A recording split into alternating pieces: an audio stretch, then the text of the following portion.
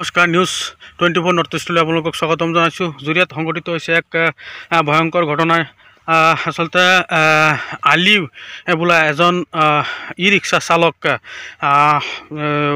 দুপৰীয়া ওলাই আহিছিলে, তাৰ ই ৰিক্সা লৈ ওলাই আহিছিলে আৰু যেতিয়া নিশালৈকে তেওঁ ঘৰলৈ উভতি যোৱা নাই আৰু তেতিয়া তেওঁ পৰিয়ালৰ লোকে বিভিন্ন ঠাইত বিচাৰ খোচাৰ কৰি তেওঁক আচলতে পোৱা নাছিলে আৰু ৰাতিপুৱা খবৰ যিহেতু বিচাৰি যেতিয়া আহিছিলে তেতিয়া জুৰিয়া গাৰ্লছ হাইস্কুলৰ নিকটত থকা এটি নলাৰ নিচিনা এটা আছে। আপোনালোক দেখাইছোঁ এনেকুৱা এটা নলাৰ নিচিনা আছে আৰু সেই নলাতে পানীত পৰি আছিলে আলি নামৰ সেই ড্ৰাইভাৰজন প্ৰায় উলংগ অৱস্থাত আছিলে। গাত অকল শ্বাৰ্টটো আছিলে, বাকী একো নাছিলে। তাৰ মোবাইল আনহাতে যি টকা পইচা আছিলে সেই টকা পইচাও কোনো দেখা পোৱা যোৱা নাছিলে আৰু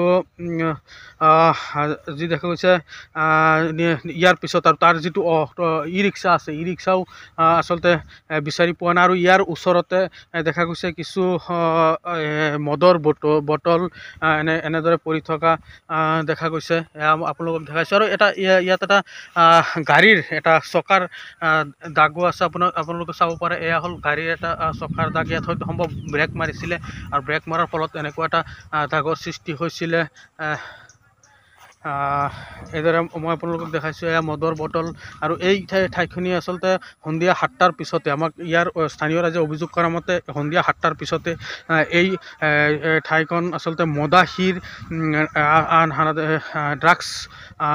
ড্ৰাগছৰ এটা ঘাটিলৈ পৰিণত হয়। আপোনালোকে য'তে যাব ইয়াত মদৰ বটল পাব। এয়া চাওক আন এটা মদৰ বটল, এইপিনে গ্লাছবোৰ পৰি আছে।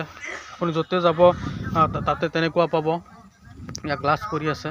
আৰু ইয়াত এটা বিদ্যালয় আছে, নিম্ন প্ৰাথমিক বিদ্যালয়, সম্ভৱ ইয়াত এটা নিম্ন প্ৰাথমিক বিদ্যালয়। তাৰ সিটো পাৰতে আছে গাৰ্লছ হাইস্কুল আছে, জুৰিয়া গাৰ্লছ হাইস্কুল।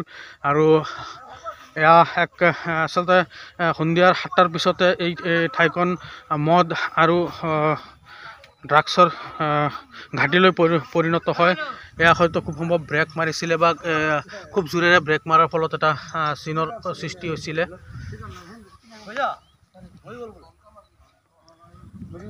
আৰু ইতিমধ্যে সেই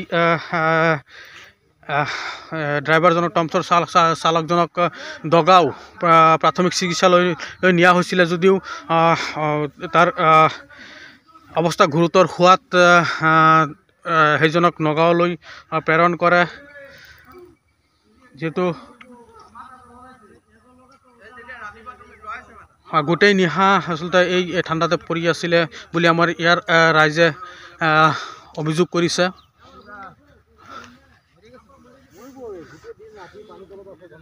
গোটেই নিশা আচলতে ইয়াৰ পানীতে আছিলে আৰু ৰাতিপুৱা ইয়াৰ স্থানীয় কেইজনমান লোকে তেওঁক দেখা পায়। আচলতে সেইটো সময়ত পৰিয়ালৰ লোক ইয়াত আহি উপস্থিত হয় আৰু ইয়াৰ পৰা দগাঁৱলৈ লৈ যোৱা হয় আৰু দগাঁৱৰ পৰা যিহেতু গুৰুতৰ অৱস্থা থকা বাবে দগাঁৱৰ পৰা নগাঁৱলৈ প্ৰেৰণ কৰে।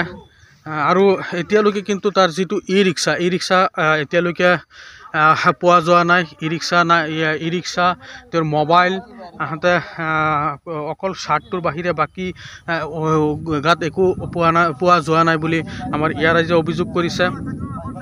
আৰু ইতিমধ্যে এটা খবৰ পাইছোঁ যে সেই ব্যক্তিগৰাকী নগাঁৱতে আচলতে নগাঁও লৈ যোৱা অৱস্থাত মৃত্যুবৰণ কৰিছে বুলি আমি এটা খবৰ ইতিমধ্যে লাভ কৰিছোঁ।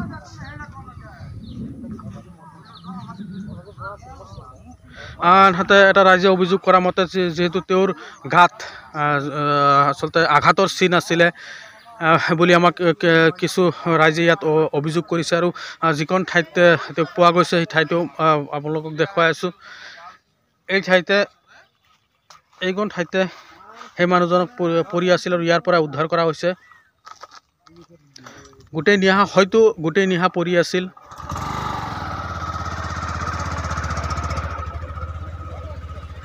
আৰু যিটো ই ৰিক্সা এতিয়ালৈকে পোৱা যোৱা নাই, প্ৰায় উলংগ অৱস্থাত আছিলে। গাত অকল শ্বাৰ্টৰ বাহিৰে বাকী একো নাছিলে। মোবাইল বা তেওঁৰ লগত থকা টকা পইচা একো পোৱা যোৱা নাছিলে। এই ঠাইতে ঘটনাটো সংঘটিত হৈছিলে আৰু ইয়াতে পোৱা গৈছিলে সেই টমটম চালকক। আৰু টমটম যিহেতু ই ৰিক্সাটো এতিয়ালৈকে পোৱা যোৱা নাই।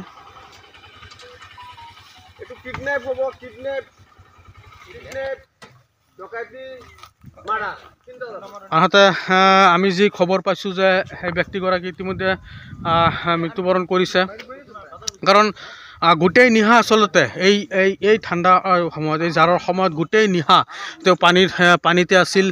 আৰু যাৰ বাবে ৰাতিপুৱা তেওঁক প্ৰত্যক্ষ কৰা হৈছিলে আৰু ৰাতিপুৱা তাক দগাঁও ক্ষুদ্ৰ প্ৰাথমিক চিকিৎসালয়লৈ নিয়া হৈছিলে।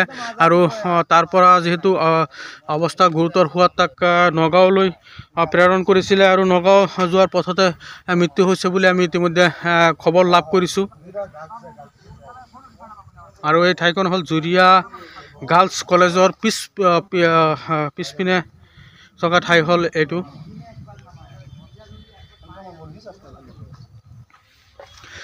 কি ক'ব, আজি যিটো ঘটনা সংঘটিত হৈছে কি ক'ব এই সম্পৰ্কে?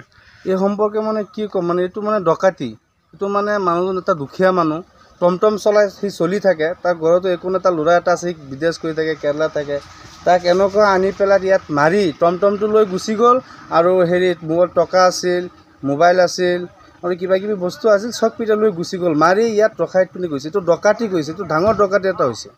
তাৰপিছত ইয়াৰ পৰা আপোনালোকে ৰাতিপুৱা উদ্ধাৰ কৰিছিল নেকি? ৰাতিপুৱা আমি মানে মৰ্ণিঙত উঠিছোঁ, উঠি পেলাই বজাৰত আহি পেলাই তাৰ ল'ৰাটো এজনে হুন মাৰি আমাক কৈ আছে, মোৰ পাপাটো ঘৰত ৰাতিপুৱাৰ পৰা নাই। এনেকুৱা খবৰ পাইছোঁ কোনোবা নেকি মাৰি থৈছে নেকি। ইয়াত আহি পেলাই তাৰ সৰু ভাইটিজনে এটা উঠাই লৈ দগাঁও গৈছে। তেতিয়া মানে জীৱিতই আছিল। পিছত এইখিনি ইয়াত আহিছে, এতিয়া ভুল মাৰি থৈ ঢুকালে বোলে, এনেকুৱা শুনিছোঁ। তাক দেখা নাই। আচ্ছা, ধন্যবাদ আপোনাক। আচলতে ইতিমধ্যে জুৰিয়া আৰক্ষী আহি ঘটনাস্থলীত উপস্থিত হৈছেহি।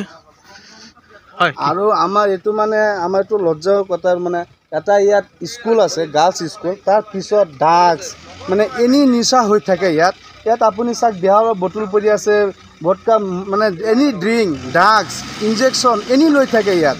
মানে কিবা একো যে মানে কিবা কানুন প্ৰশাসনৰ যে কিবা ব্যৱস্থা ইয়াত নাই।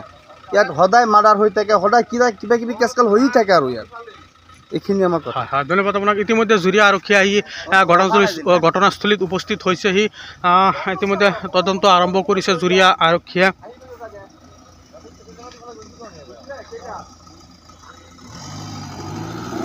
যিহেতু ঘটনাস্থলীত এতিয়ালৈকে য'ত ঘটনাটো সংঘটিত, য'ত ব্যক্তিজনক আলি নামৰ সেই চালকজনক, ই ৰিক্সা চালকজনক যিটো ঠাইত আচলতে পোৱা গৈছিলে, তাৰ ওচৰে পাঁজৰে ক'তো কিন্তু যি ই ৰিক্সাটো উদ্ধাৰ কৰিব পাৰে, ই ৰিক্সাটো পোৱা যোৱা নাই। আৰু তাৰ যি গাত কাপোৰ আছে, অকল শ্বাৰ্টৰ বাহিৰে একো নাই বুলি আমাক ইয়াৰ স্থানীয় ৰাইজে বা যিকেইজনে আচলতে প্ৰত্যক্ষদৰ্শী তেওঁলোকে আমাক অভিযোগ কৰিছে। ইতিমধ্যে জুৰিয়া আৰক্ষী ঘটনাস্থলীত উপস্থিত হৈ তদন্ত আৰম্ভ কৰিছে। আৰু মই আপোনাক দেখাম, এই ঠাইতে বিভিন্ন ধৰণৰ মদৰ বটল ইয়াত সহজলভ্য বুলি ক'ব লাগিব, ইয়াত পোৱা যায়। আৰু ইয়াৰ স্থানীয় ৰাইজে অভিযোগ কৰা মতে সন্ধিয়া 7টাৰ পিছতে এই ঠাইখন আচলতে মদ আৰু ড্ৰাগছৰ ঘাটিলৈ পৰিণত হয়।